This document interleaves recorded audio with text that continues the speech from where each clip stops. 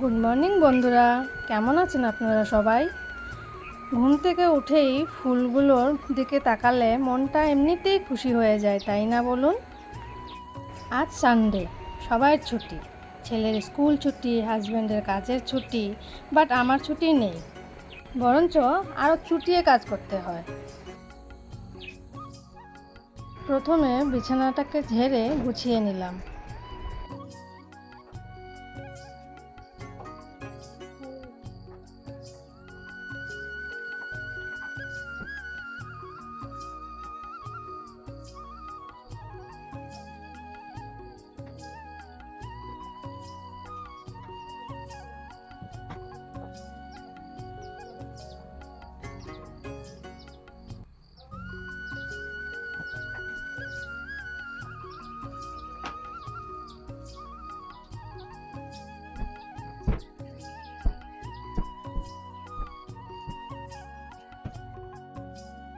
সোফাগুলোকেও ঝেড়ে কভারগুলো পেতে নিলাম।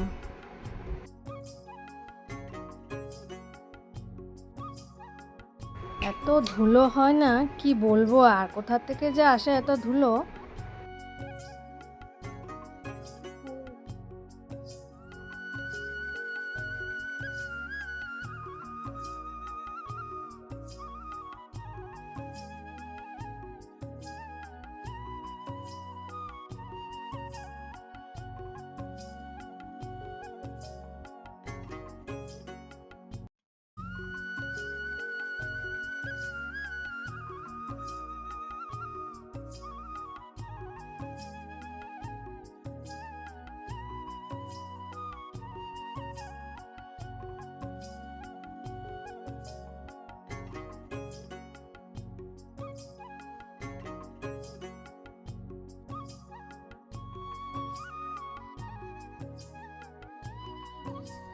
ঝাড়া হয়ে গেল, এবার ধুলোগুলো পরিষ্কার করে সব মুছে নিলাম।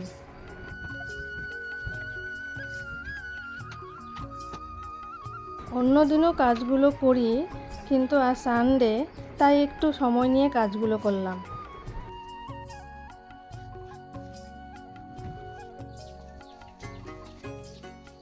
এবার ঘরটাকে ঝাড় দিয়ে ঘরটা মুছে নেব।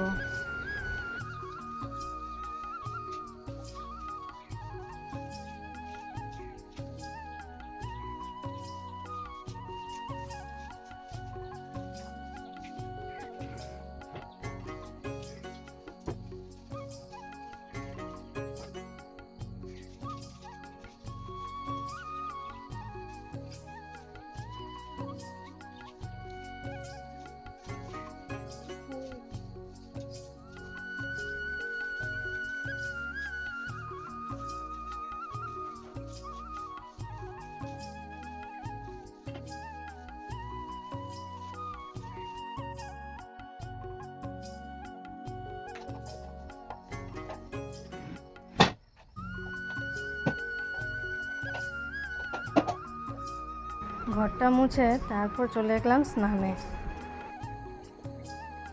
এবার ঠাকুর দেওয়া সেরে নিচ্ছি।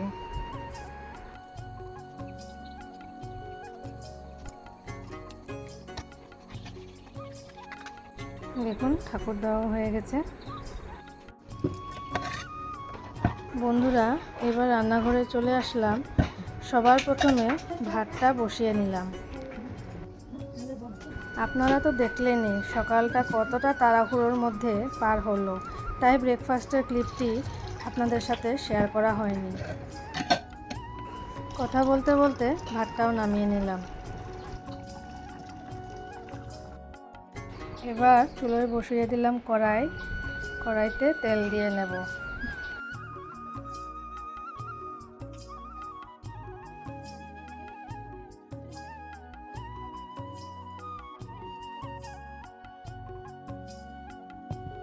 আজ রান্না করব করলা ভাজা, মূলোর শাক আর আলু মূলো দিয়ে রুই মাছের ঝোল।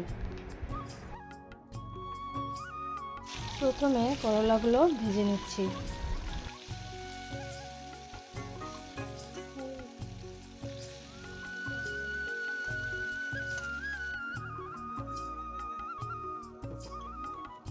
ভাজা হয়ে গেছে, এবার নামিয়ে নেব। ওই তেলে আর একটু তেল দিয়ে শুকনো লঙ্কা আর রসুন দিয়ে ফোড়ন দিয়ে নিলাম।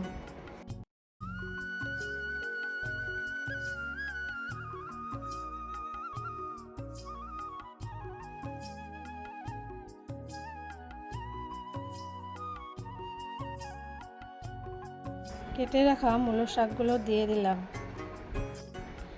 এবার নুন হলুদও দিয়ে দিচ্ছি।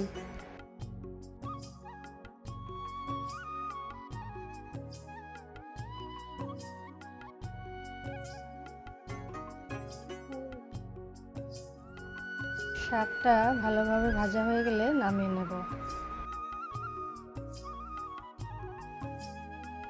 আবারও কড়াইতে তেল দিয়ে নেব।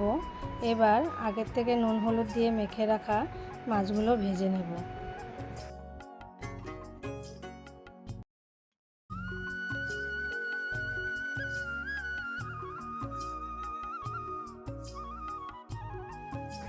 মাছগুলো ভাজা হয়ে গেলে নামিয়ে নেব।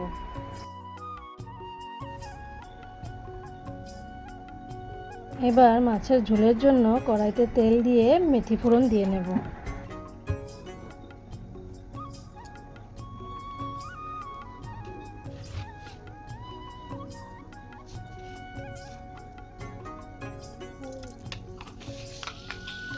এবার আলুগুলো ভেজে নিচ্ছি।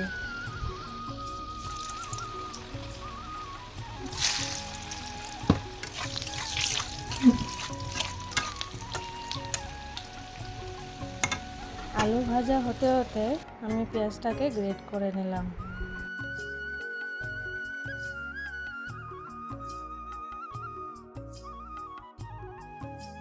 দেখুন আলু ভাজা হয়ে গেছে। এবার আগের থেকে ভাপিয়ে রাখা মূলোগুলো আর একটু ভেজে নেব। গ্রেট করে রাখা পেঁয়াজের মধ্যে জিরে গুঁড়ো, হলুদ গুঁড়ো, লঙ্কা গুঁড়ো আর নুন দিয়ে একটু জল দিয়ে গুলে নেব।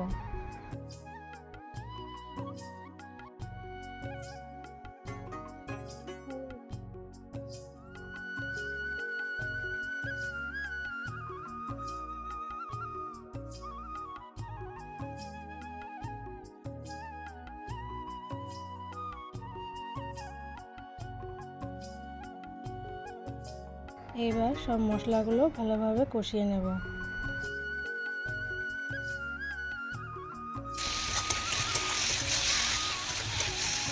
এর মধ্যে কেটে রাখা টমেটোগুলো দিয়ে আর একটু কষিয়ে নেব।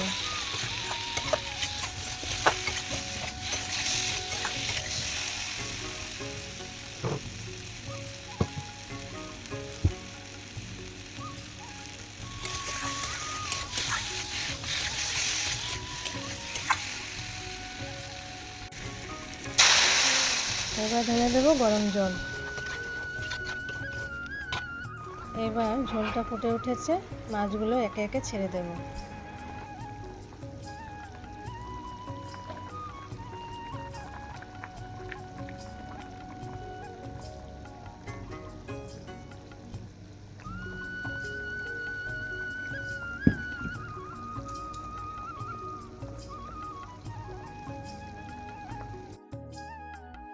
এবার ধনেপাতা ছড়িয়ে নামিয়ে নেব।